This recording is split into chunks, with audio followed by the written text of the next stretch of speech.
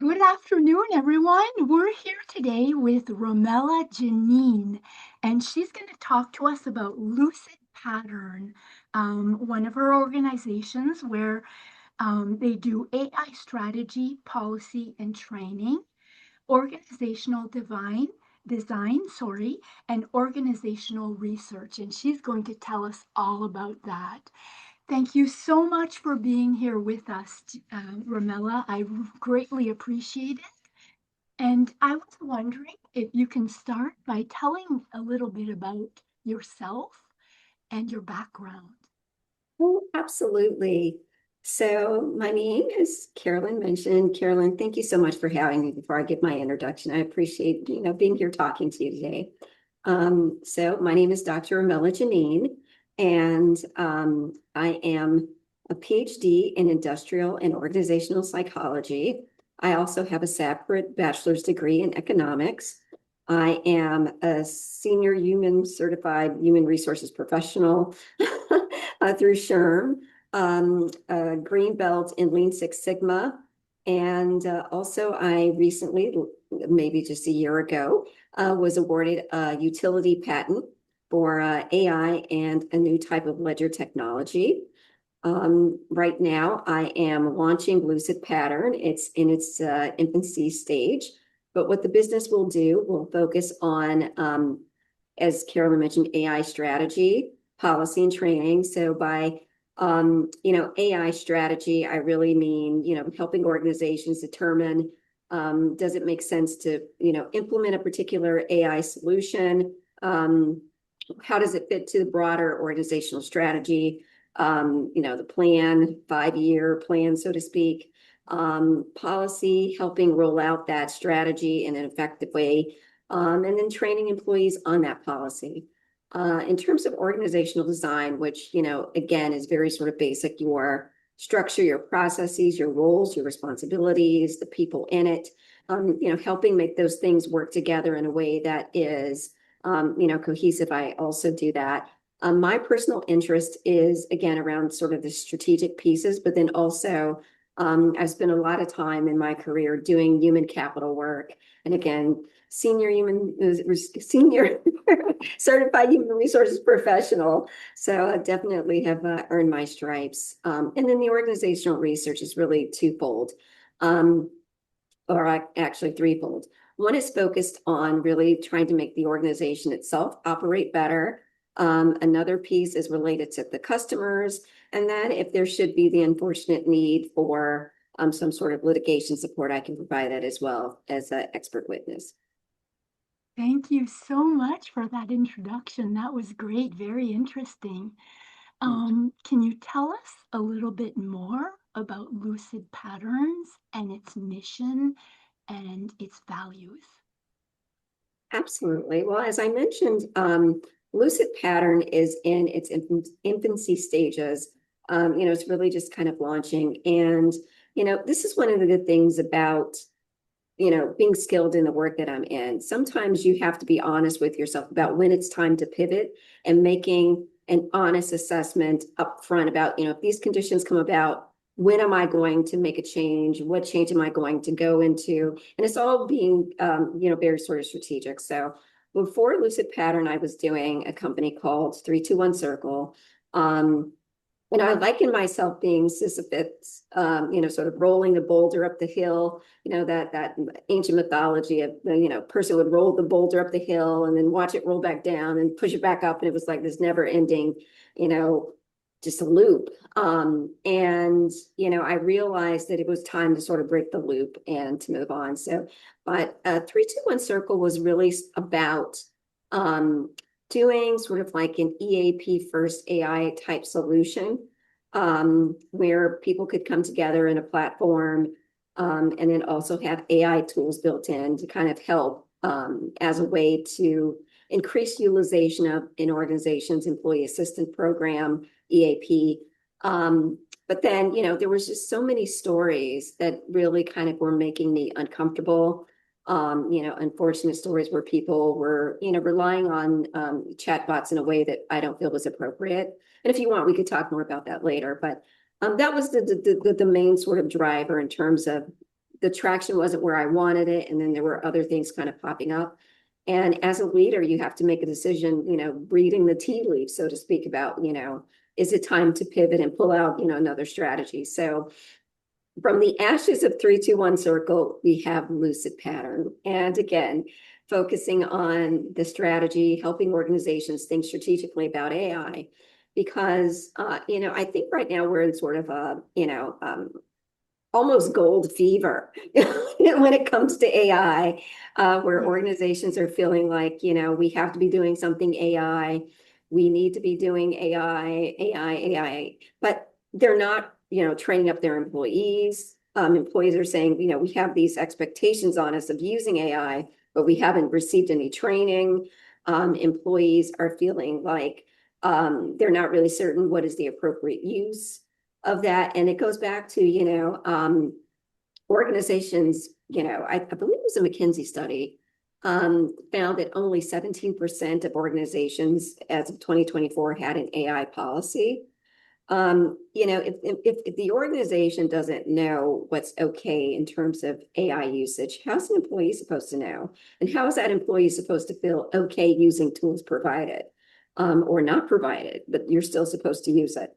So I help organizations think that through, and that's, a component of the organizational design, policy, procedures, working with leaders and offsites and, doing strategic planning sessions and thinking about how we're going to roll it out and helping identify, KPIs, key performance indicators, other metrics that, companies can help manage and lead the business by. And, you identify those things through good organizational research.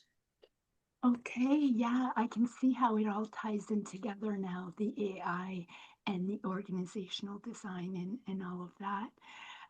Can you specifically tell us about the main product you offer? I know you've reviewed a lot of it, but like, what is your specialty, your strength, and what type of clients do you serve, Romella?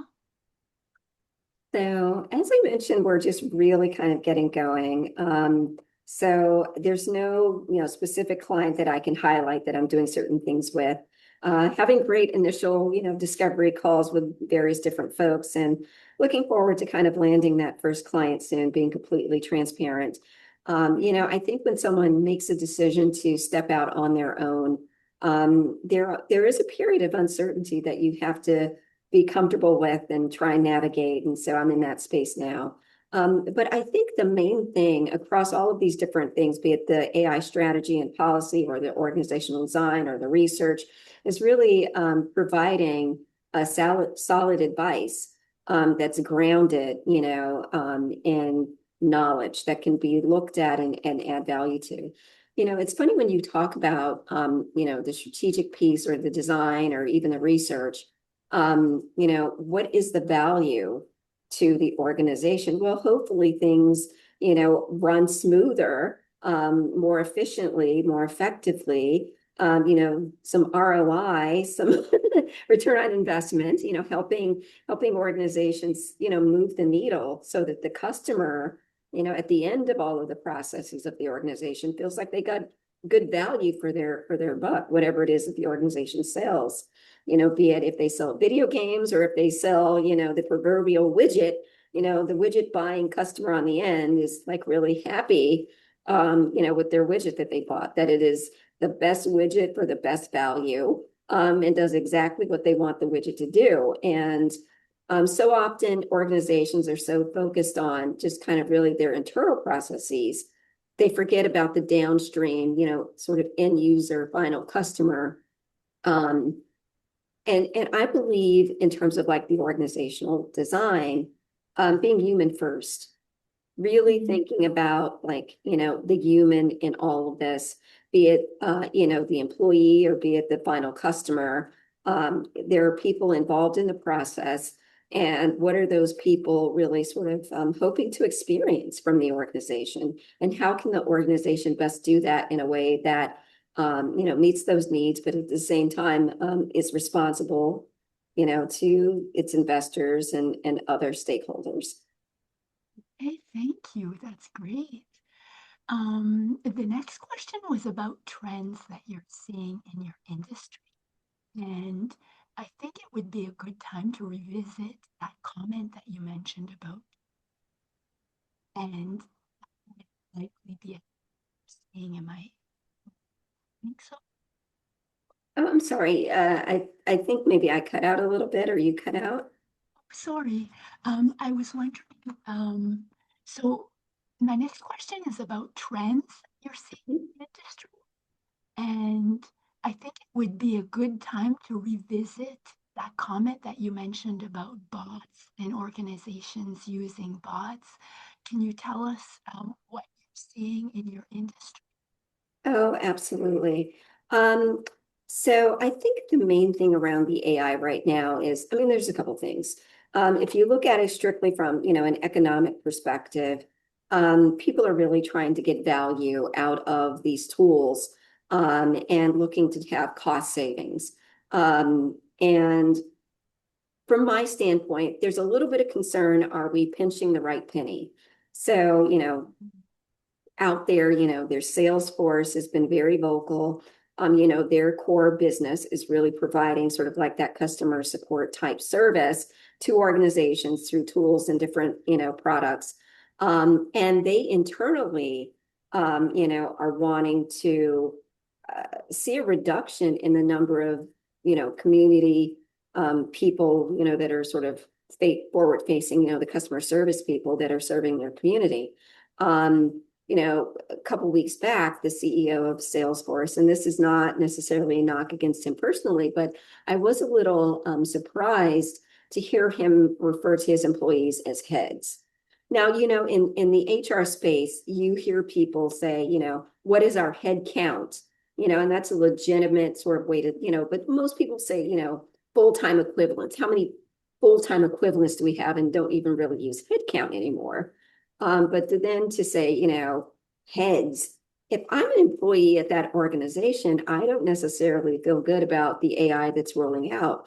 And so one of the trends that is being really sort of seen now is sort of like the active resistance against AI tools being introduced. But at the same time, employees are sort of looking at it, well, I can get some value and some benefit out of using these tools, but there's like a lack of transparency on, when the tools are being used. Another trend is related to that is the idea of whose work is it? If there is, the use of AI to produce some product, be it a report, be it, some sort of digital image or whatever, whose work is it? Is something that is being really thought about. And I think both from a legal perspective, the question is still evolving, but within organizations, they're struggling, like, how do I give, so-and-so credit on their performance evaluation when I know they're using AI tools? That is something that is definitely being worked through. You worked with the AI, got it to produce, this report. How much of that is really you? How much is the AI? How do I credit that? So that's something that organizations are still sort of struggling with. But the thing I'll say about that, if people don't think about, is, and this is sort of the broader concern about, like, where are we going in terms of, is it augmentation of people, or is it replacement of people? Because, in the CEO of Salesforce's mind, it's like there's some amount of replacement because we're getting efficiencies. But on the other end, you have certain organizations saying, we're not going to do that. We believe that it should be augmentation. And I believe even Anthropic, which is one of the leading providers of large language models, which are the things behind the bots right now, is saying that they believe that it should be augmentation and not replacement. So there's a wide range of opinions on that. But I think those are kind of some of the high level trends with respect to AI. In terms of organizational design, there really is this, and it's been going for a couple of years now, but it's not dissipating in terms of the focus. Really looking at human-centered design thinking about the end user first, thinking about safety first, thinking about all of the ways that the person at the end of the process is going to be impacted. And that's not going away. In terms of organizational research, I mean, it's still about data. It really is like getting the right data, even in terms of AI. It's like you garbage in, garbage out. Everybody knows that phrase. But when you have, really bad data and then you're trying to automate, all you're doing is sort of automating the flaws. And so, there's these reports where people are, saying we implemented this AI solution and it failed, and then you dig a little deeper and they never sort of fix their underlying data governance. So before you get to AI governance and strategy, how is your underlying data? And unfortunately, I think people are still kind of thinking about data governance in terms of like record keeping. It's important to obviously keep records for however long your industry laws and all those things require you to keep your records, but your records are not your data necessarily. And so there's that mismatch there as well. Wow, I haven't really thought about that. So it seems actually quite negative in the sense of how the employees are viewing this. Do you think do you think that this resistance that you mentioned is due to fear of replacement? Would that be a factor? I think it's mixed, and I think different demographics are experiencing it differently. It's really sort of odd. Like the youngest generation right now that's in the workforce, or those are about to enter into the workforce, when they're making that decision, like, do I go to college or do I, do something else? They're making a decision to try and, future-proof themselves and are looking at trades, they're looking at physical. And when you hear, the leader, the CEO of OpenAI talking about, what is work and, farming is real work and, all of these other types of tangible things being real work. But coding's not real work anymore, like sitting, I don't know. So there's this desire to kind of, future proof and, in the short run, making the decision to go into a trade seems good because to be honest, the cost of embodied AI is still very high. Embodied meaning, robotics or something. So, if you're a farmer, you're not going to be able to afford a whole fleet of robots to like replace the people that you need,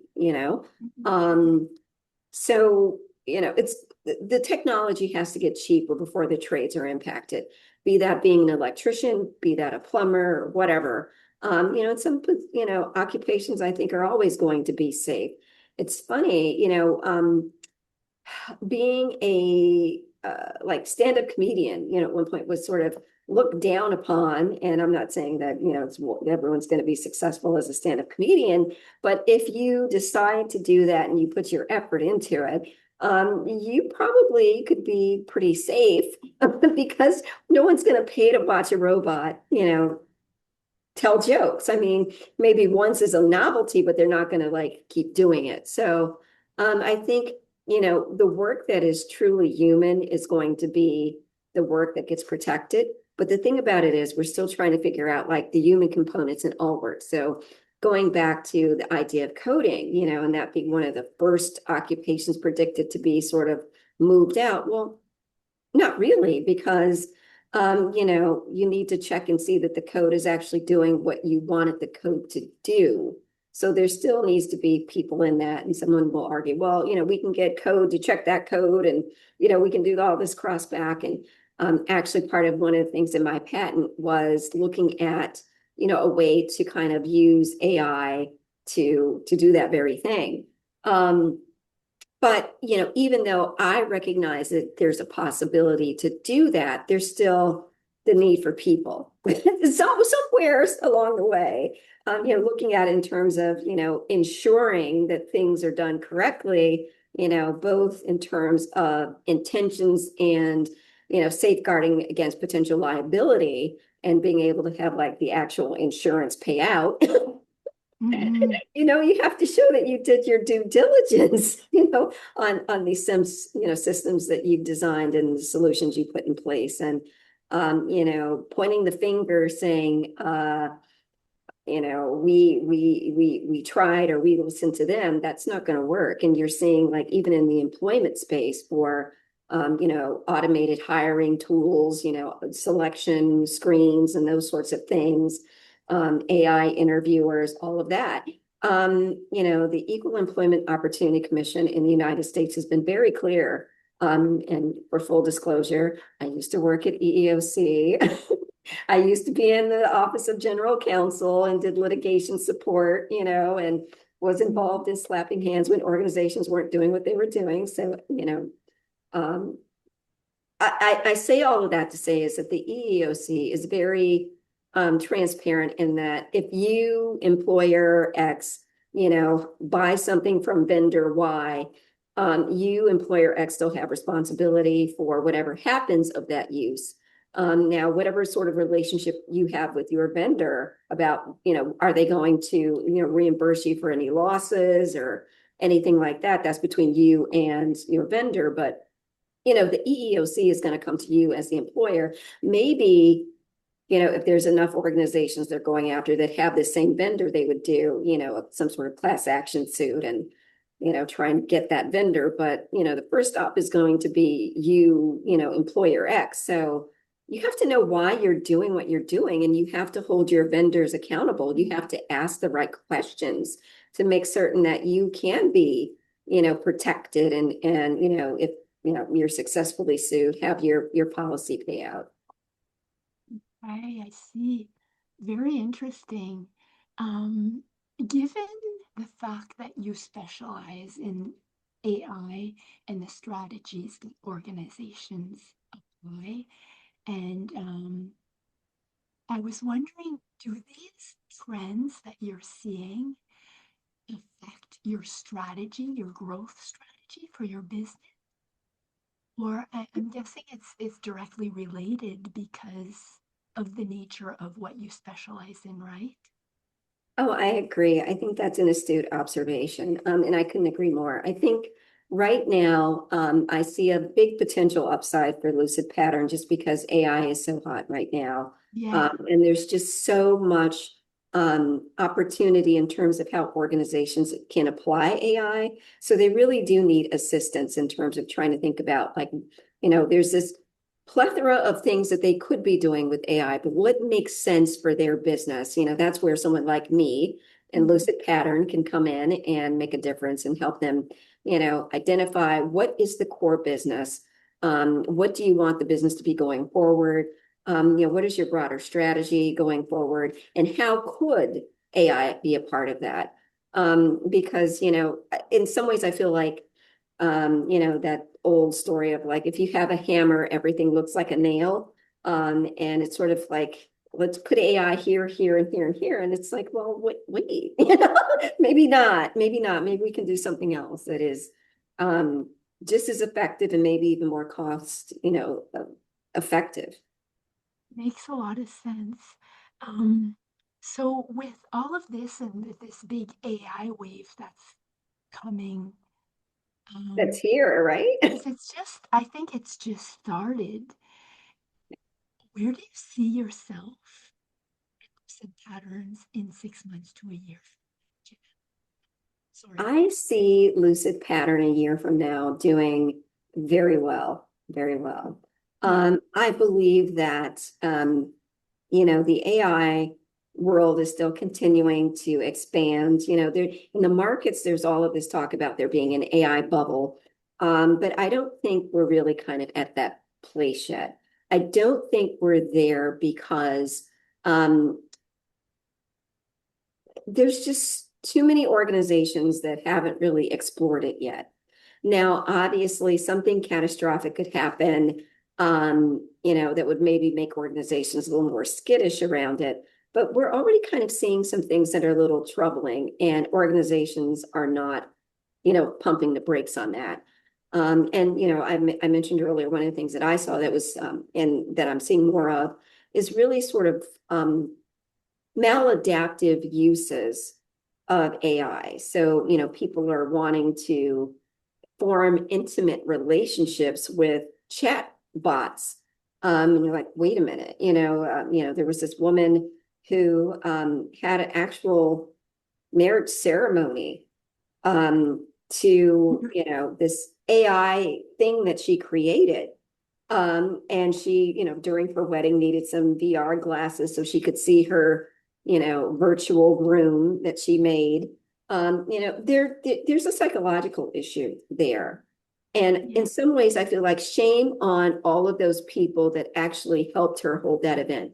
Shame on the wedding hall, shame on the person that made the cake, shame on all of those people, because I really do feel like they were, facilitating some behavior that requires maybe some clinical intervention. But people unfortunately are using the AI to talk about their problems, and in a couple of prompts down the road, it's actually suggesting how they could commit suicide. And unfortunately, one young man actually did commit suicide, a minor, and his parents are suing. And then we've got this whole thing of just the craziest thing I heard is people are turning to it as almost a spiritual guide, and different factions coming, I believe that this, is more reflective of God's intentions. And this is, more, no, it's mathematical probabilities. And I think this is one of the things that's really worth pointing out. AI is always going to have some hallucinations when we're talking about, the underlying mechanism being based on statistics. Statistics is based on probabilities, the coin toss, if you've got a fair coin, 50% head, 50%, tails. If it's fair and unbiased, you may flip it one time and you get 10 heads, but, the law would say, the next time you should get 10 tails because, 50-50. But the reality is hallucinations are going to happen. There's never going to be 100% certainty because it's based on statistics. And when you are trying to, be so certain to the point of saying, I believe that this thing can tell me about, the nature of God, there's some things a little scary. So I did not want the possibility of me needing to talk to an organization saying, these are the list of your employees that interacted with my, chat agent and said that they wanted to harm themselves. And oh, by the way, here's this one person who said they wanted to, harm their supervisor and ask for how to. I didn't want to have that as a possibility for things. And, there's already been, cases of AI porn at work. One organization had a shared account. So everyone in the organization which is its own concern, had one chat GPT account for the entire organization. And one person, even though knowing that it was a shared account, still, did AI porn with that account. Everyone knows who did it, right? But those are the types of things I just didn't want to take on. And I know that they're, to the credit of the LLM providers, large language model providers like OpenAI, Google with Gemini, Anthropic and Claude, et cetera, are doing the indemnification of their end users, to the people that are building products saying, hey, we're in this together. So, when I was set up in the Gemini, Flask sort of stack with Google, and had been participating in the Google for AI startups through 321 Circle. And they made very clear that we were all sort of in it together and said, we will indemnify you, because their mindset is, if you're running into something weird with the model, it's probably going to show up somewhere else. So we are going to kind of do it at our level. And it really is on the front end has this intention of making people that want to go and build cool things with their models feel comfortable that I'm not going to be destroyed. But then it also is the benefit of, let's say Google, because they don't have to worry about different strategies to defend the model being used. They control the narrative of how they're going to protect their model. So it was a win-win. And again, very smart Wow. in terms of insurance. So Well, I have to tell you, Romella, this has been extremely eye-opening for me personally. I'm very thank you. surprised, and I find that this is a great conclusion to our podcast. However, I would like to ask you if you have anything else to add for our listeners. Well, thank you. I want to say again, I really appreciate being here today and having the opportunity to talk to you about Lucid Pattern.